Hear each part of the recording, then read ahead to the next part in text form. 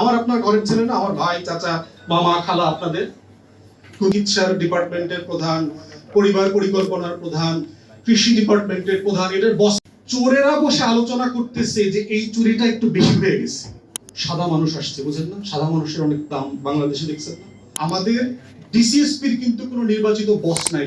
এই ডিসিএসপি দিয়ে হচ্ছে ব্রিটিশ ঔপনিবেশিক শাসন চলেছে। আপনারা ডিসিএসপির কাছে যাবেন, দেখা করবেন, কথা বলবেন, ও দেখবে নিজেরা কিন্তু একটা বিলাতি ইন্দুরের মতো সাদা ইন্দুর মনে করে। কেন বাংলাদেশের রাজনৈতিক সংকট আকারে হাজির হয়েছে? আপনারা জানেন যে 1757 সাল থেকে আমরা ব্রিটিশ ইস্ট ইন্ডিয়া কোম্পানি এবং পরবর্তীতে ব্রিটিশ রাজের কলোনিতে চলে গেছি। এবং ব্রিটিশ কলোনিয়াল হিস্ট্রি দেখতে দেখবেন যে কলোনিয়াল হিস্ট্রিটা শুরু হয়েছে কিন্তু বেঙ্গল থেকে। ইউরোপিয়ান কলোনাইজেশনের প্রথম যে ছবল পড়েছে সেটা হচ্ছে বাংলাতে ব্রিটিশদের দ্বারা, এবং দ্বিতীয় ছবল পড়েছে হচ্ছে মিশরে 1798 সালে ফ্রেঞ্চ কলোনিয়ালিস্টরা নেপোলিয়ন বোনাপার্টের নেতৃত্বে মিশর দখল করে। কেন বাংলা? Y Bengal first? এই জায়গাটা বুঝলে আজকের এই যে ছোট্ট দাবিটাকে আপনারা রিডিউস করে, যাতে ডিসিএসপির বসকে, আমাদের টিএনও অথবা পল্লী বিদ্যুতের কর্মকর্তা অথবা আমাদের চিকিৎসার ডিপার্টমেন্টের প্রধান, পরিবার পরিকল্পনার প্রধান, কৃষি ডিপার্টমেন্টের প্রধান, এটার বসকে, উপজেলা পরিষদের চেয়ারম্যান, তার সিইও হচ্ছে টিএনও, আমাদের ডিসিএসপির বসকে নাই কিন্তু। বুঝছেন?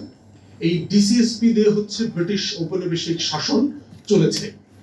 এবং ইউজুয়ালি এই ডিসিএসপি যেগুলো হইতো, এটা হলো সাদা লোক হইতো, আর লাঠিয়াল নিত লোকাল লোক। তো এই ডিসিএসপি কালচারটা হচ্ছে আপনার সেই কলোনিয়াল টাইপ। এই জন্য এখনো যখন আপনারা ডিসিএসপির কাছে যাবেন, দেখা করবেন, কথা বলবেন, ও দেখবে নিজেরা কিন্তু একটা বিলাতি ইন্দুরের মতো সাদা ইন্দুর মনে করে। দেখেন ওর অ্যাটিটিউডটা হলো একটা বিলাতি ইন্দুর, কিন্তু আজন্ম কিন্তু ওই মাটির ছেলে। মাটির ছেলে না, ডিসিএসপি কে হইতেছে? আমার আপনার ঘরের ছেলে না, আমার ভাই, চাচা, মামা, খালা, আপনাদের। কিন্তু ওর অ্যাটিটিউডটা হইলো একটা বিলাতি কদুর মতো। ও ব্রাহ্মণের মতো আচরণ করে। সব নমশূদ্র, এরা যারা আসছে এরা সব নমশূদ্র। এই ব্রাহ্মণ সত্তাটা আমার আপনার সবার মধ্যে ডেভেলপ করে ফেলছে গত 200-250 বছর। আমরা নিজের অজান্তেই নিজেদেরকে নমশূদ্র মনে করি, ব্রাহ্মণ হইতে চাই, ডিসি হইতে চাই, এসপি হইতে চাই। কারণ এইটা দেখবে এই জন্য তারা একটা রিফর্ম করে না, এটাকে তারা জবাবদিহিতার আওতায় আনে না, এটার বিকল্প সম্মানজনক চাকরি তারা তৈরি করে না, এটাকে এত বেশি কমপ্লেক্স করে ফেলছে, আনপ্রোডাক্টিভ করে ফেলছে, ডিসফাংশনাল করে ফেলছে, কোনো ফাংশন করছে না, এটা কোনো জবাবদিহিতা নাই।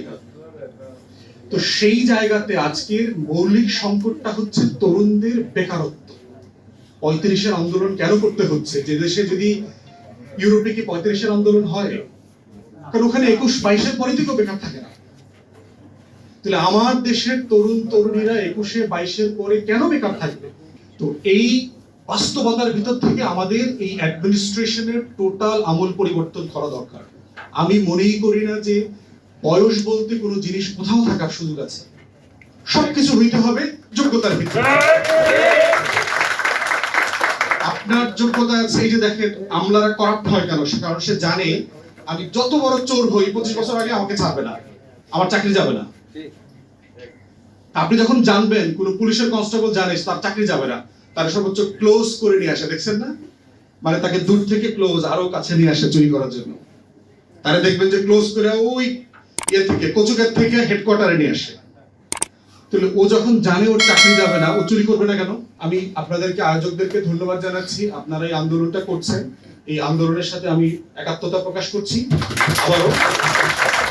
এবং চাকরিতে কোনো জায়গাতেই কোনো বয়স দরকার নাই। অ্যাসিস্ট্যান্ট সেক্রেটারি হইতে কি মেধা লাগবে ক্রাইটেরিয়া ঠিক করেন, সিনিয়র অ্যাসিস্ট্যান্ট সেক্রেটারি হইতে কি লাগবে সেটা ক্রাইটেরিয়া ঠিক করেন, deputy secretary, joint secretary, non cadre, যত ক্যাডার আছে আপনি জব ডেসক্রিপশন